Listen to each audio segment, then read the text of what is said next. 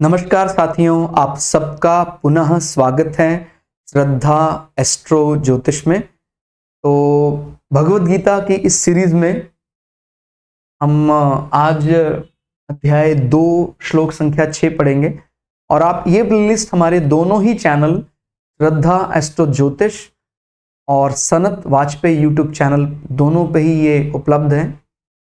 और ऐसा ज़रूरी नहीं है कि आप ज्योतिष अध्ययन कर रहे हैं तभी ये प्लेलिस्ट आपके लिए महत्वपूर्ण है। आप सामान्य जीवन के प्रश्नों का उत्तर भी चाहते हैं, हमारे जिसको लाइफ साइंस कहा जाता है, जीवन का जो विज्ञान है हमारा, वहां कहीं आप धर्म संकट में फंसे हैं, धर्म का दो राह आ गया, आप समझ नहीं पा रहे हैं करूं कि ना करूं, उसके लिए जो मूल ग्रंथ है वो भगवत गीता ही है। बाकी और बहुत ग्रंथ हैं, लेकिन जीवन सीमित और इस सीमित जीवन में असीमित को अगर जानना हो तो हमारा बौद्धिक तो यही कहता है, बौद्धिक ज्ञान हमारा यही कहता है कि उसको चुनना चाहिए, उस शास्त्र को चुनना चाहिए जिसने गागर में सागर को भर दिया है। किसी भी दर्शन शास्त्र के जानकार से पूछें आप, जो भारतीय दर्शन की जड़ों तक पहुंच चुका है, कि मैं कौन सा ऐसा ग्रंथ पढ़ लूं कि मुझे सब कुछ प्राप्त हो जाए। सब कुछ का मतलब वो ब्रह्म ज्ञान। हालांकि ये शब्द इस प्रकार से कह देना अपने आप में बहुत बड़ा दुस्साहस है। ब्रह्म को जानना ये कोई खेल नहीं है कि हमने कोई पुस्तक पढ़ ली और जान ली। लेकिन हाँ, प्रयास अगर करें हम अपनी बुद्धि के अनुसार, तो किस दिशा में प्रयास करेंगे जिससे वो अपने को मिल सकता है। उत्तर है भगवत गीता।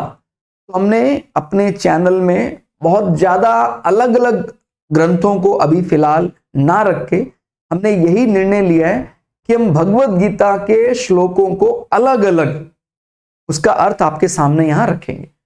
तो आज हमने 6वां श्लोक लिया है, जहां पर अर्जुन एक साथ अपने कई मनोभावनाओं को रख रहा है, कई धर्म के दो राहों को एक साथ एक ही श्लोक में इकट्ठा आता है कि, और ये ऐसा अर्जुन को माने यहां पर अर्जुन हमें रिप्रेजेंट कर रहा है, ये मेरे साथ हो रहा है, आपके साथ हो रहा है। तो इस प्रकार की सोच आना स्वाभाविक है। युद्ध होना मतलब हमारे जीवन में कहीं उलझ गए हैं, एक प्रकार का चैलेंज आ गया, अब फंस गए, क्या करना है क्या नहीं करना है। तो क्या बोलते हैं, हम ये भी नहीं जानते कि हमारे लिए युद्ध करना और ना करना, इन दोनों में से कौन सा श्रेष्ठ है। देखिए, पहली बात तो जो कर्म योगी है, भगवान आगे इसका उत्तर देंगे। अर्जुन ने ये विचार जो रखा मोह बंधन में फंसकर, तो अभी अलग अलग प्रकार के एक्सक्यूजेस दिए जा रहे हैं कि भाई ये जो हम युद्ध कर रहे हैं ये हमारे लिए फायदा सौदा है भी या नहीं है। भाई नहीं जानते हैं कि दोनों में से क्या, युद्ध करना या ना करना। क्योंकि एक तरफ तो युद्ध जीतने पर अपने को, मतलब जिस प्रकार से उसने समझा अभी अर्जुन ने, अगर मैं युद्ध जीत लेता हूं तो मुझे तो राष्ट्र मिल जाएगा, मुझे हस्तिनापुर, मेरे इंद्रप्रस्थ सब मिल जाएगा। दूसरी तरफ मेरे गुरुओं का, मेरे दादा पितामहों का, स्वाभाविक है उनकी कहीं ना कहीं उनको नुकसान पहुंचाना पड़ेगा, हो सकता है उनकी मृत्यु का कारण भी बनना पड़े मुझे। तो ये जो बुद्धि उसके चल रही है अभी कि भाई मैं ये करूं कि वो करूं। अगर मैं अपने हक का, जो मेरा इंद्रप्रस्थ है और हस्तिनापुर भी मेरा ही, हमारे पिता का था, उसके लिए भी युद्ध कर रहा हूं, और ऐसी हमारी मां की भी इच्छा है, कुंती ने भी उन युधिष्ठिर को आदेश दिया था, तो वही आदेश अर्जुन पर भी लागू होता है कि भाई मां की इच्छा के लिए भी, या मां की आज्ञा ऐसी है कि भाई क्षत्रिय धर्म का पालन करो आप, और अपना ऐसा इस प्रकार से नहीं छोड़ना आपको। हमें भगवान कृष्ण ने अंत तक ये भी कहा, भाई इनको कुछ मत दो आप, आपको यही लगता है कि आपको चाहिए आप रख लो, इनको सभी भाइयों को एक एक गांव दे दो। तो जब कोई ऐसा व्यक्ति है, ऐसा आतताई है, तो फिर इस प्रकार से नहीं चलेगा।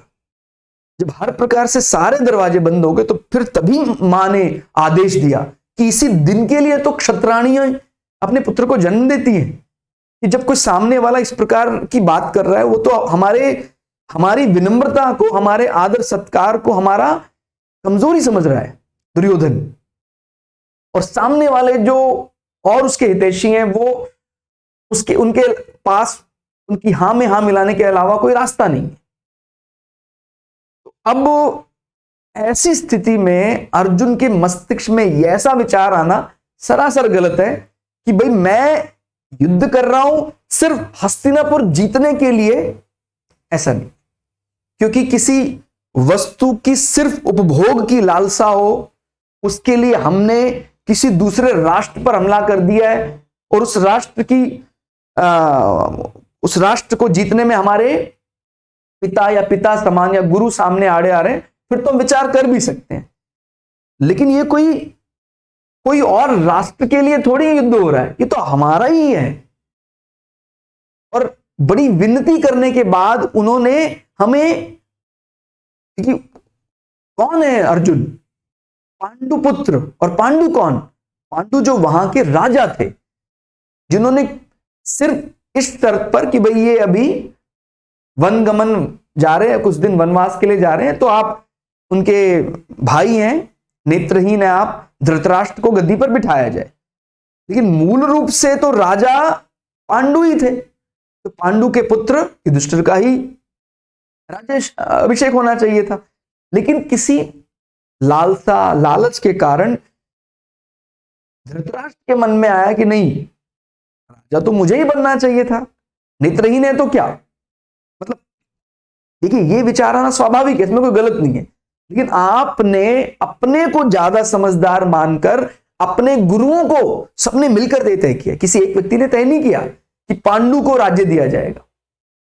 धृतराष्ट्र बड़े भाई हैं, वो सही है, लेकिन नीति ये कहती है कि राष्ट्र किसी ऐसे व्यक्ति को दिया जाए जो जरूरत पड़ने पर खड़ग लेकर सामने वाली सेना का विरोध भी सह सके। जैसा अधिकारियों ने तय किया वैसा मिला। और क्या खाली राज्य सुख राजा को ही होता है? धृतराष्ट्र को यह भी विचार करना चाहिए था कि ऐसा तो नहीं था कि भाई पांडु को राजा बना देंगे, आपको कुछ नहीं मिलेगा। ये जो ज्यादा की भावना है, मुझे तो सब कुछ चाहिए, मैं किसी के नीचे नहीं रह सकता हूं, मैं, फिर तो भाई आप अपने गुरुओं का भी अनादर कर रहे हैं। तो धृतराष्ट्र की वहां से वो बीज वहां से उत्पन्न हुआ और वही आगे वो बीज बड़ा भयंकर, जब वो वृक्ष रूप में ले लिया, कटीला वृक्ष बन गया, वो दुर्योधन के अंदर वो चीजें कूट कूट कर भरी थी कि भाई ये तो हमारा, हमें ही राजा बनना चाहिए था। भाई आप राज परिवार के व्यक्ति, आपको पूरा सम्मान मिलता, आप भी राजा के भाई माने राजा समान ही थे, लेकिन आपने सिर्फ अपने को ही ज्यादा मिलना चाहिए, इस भावना के कारण पूरे अपने भाइयों को संकट में डाल दिया, पूरे राष्ट्र को संकट में डाल दिया, अपने उस एक विचार के कारण, मैं किसी के नीचे क्यों रहूं। अरे वो आपके भाई हैं, कोई शत्रु नहीं है। और सभी ये स्वीकार करते हैं, सारे गुरु ये मानते हैं कि जो ज्ञान युधिष्ठिर के पास है ऐसा किसी के पास भी नहीं है। कौन सा अर्जुन अपने लिए युद्ध कर रहा है? अर्जुन को तो वैसे भी राजा नहीं बनना है, राजा तो युधिष्ठिर को बनना है। बल में अर्जुन के बाणों में सबसे ज्यादा बल है, क्या युधिष्ठिर क्या भीम? वो देवराज इंद्रपुत्र माने जा रहे हैं, उसके बावजूद भी वो झुकना जानते हैं कि मैं गुरुओं की आज्ञा, मैं उनके खिलाफ नहीं जा सकता हूं। उन्होंने कहा है कि आपके बड़े युधिष्ठिर हैं, उनके छत्र की रक्षा के लिए अपने प्राणों को भी बलि करना पड़ेगा, आप कर दीजिए, कर देंगे। लेकिन अभी इस प्रकार का धर्म संकट आ गया, उसका कारण क्या है? वो कई दफा ऐसा लगता है अपने को कि ये गलत है, हर क्षत्रिय को क्रूर होना चाहिए। अर्जुन के अंदर ये विनम्रता क्यों आ रही है? विनम्र होने में कोई बुराई नहीं है, लेकिन जब ये विनम्रता और मोह हमें धर्म करने से रोकती है तो फिर ये बुराई का रूप ले लेता है। ठीक हो गया? तो ये जो पहला मन में विचार आया है कि भाई हम जानते नहीं है इन दोनों में से क्या श्रेष्ठ है, अभी उसको समझ में नहीं आ रहा, तो वो भगवान श्री कृष्ण से इस प्रकार का प्रश्न रख रहा है। अगले श्लोकों में भी अर्जुन इसी प्रकार की मनोस्थिति भगवान के साथ शेयर करेंगे। तो जो लोग इस प्रकार के फंसे हैं धर्म के दोराहे में, उनको ये श्लोकों का बार बार पुनरावृत्ति, उनके अर्थ बार बार पढ़ना चाहिए। ठीक हो गया। उन्हें हम जीतेंगे या हमको वो जीतेंगे। और फिर दूसरा विचार क्या आता है, और जिनको मारकर हम जीना भी नहीं चाहते। कहता है चलो हम मान भी लेते हैं, अर्जुन इस बात को स्वीकार भी करता है कि भाई बल तो है मेरे पास, क्योंकि विराट युद्ध में एक बार अर्जुन सबको हरा चुका है। कहता अगर मैं इनको मार देता हूं तो उनको मैं मार के जी नहीं पाऊंगा। ये एक और नई विचार अपने को मिला। क्या एक क्षत्रिय को, एक धर्म करने वाले को इतना कमजोर होना चाहिए कि धर्म के पक्ष के लिए आपने युद्ध किया और आपने जब धर्म युद्ध जीत लिया तो मैं किसी के जाने के कारण नहीं जी पाऊंगा। ये जो माया जाल है, इसमें तो बार बार ये बात याद दिलाई जाती है कि आप पुत्र मोह तो बहुत दूर है, अपने शरीर का मोह भी ज्यादा देर मत कीजिए, कब चला जाए पता नहीं। अभी उसको ये मोह परेशान कर रहा है। उस प्रकार से हम इसको समझेंगे कि भाई पहले तो ये विचार आया, इस प्रकार से हम नहीं रख सकते हैं कि भाई मैं किसी युद्ध को तभी करूंगा कि जब मैं जीतूंगा, हारूंगा तो मैं क्यों करूंगा। ये तो गलत विचार है। क्षत्रिय अपने वचन को निभाने के लिए, मां की आज्ञा के लिए, राष्ट्र सम्मति, गुरुओं की आज्ञा के साथ चल रहा है, उसमें वो ये थोड़ी देखेगा कि मैं तभी युद्ध करूंगा जब मैं जीतूंगा। अरे आपको हो सकता है एक बार हार का सामना करना पड़े, फिर से प्रयास करेंगे तो आप जीत जाएंगे। लेकिन तो ये भी विचार, गलत विचार आ जाता है कि भाई हम जानते नहीं तो क्या हम छोड़ देंगे, क्या छोड़ेंगे नहीं। इसका उत्तर आगे भगवान मीठे शब्दों में भी देंगे और थोड़े कठोर शब्द भी करेंगे।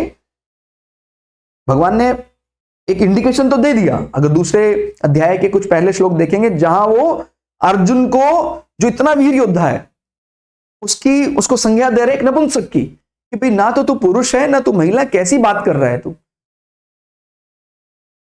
आपने अगर सच में वो धर्म, राष्ट्र की रक्षा की सौगंध खाई है तो आप हथियार उठाइए ना। बीच में आकर अब आप युद्ध के क्षेत्र में अभी बाण, आपने धनुष बाण छोड़ दिया, ये कौन सा धर्म है आपका।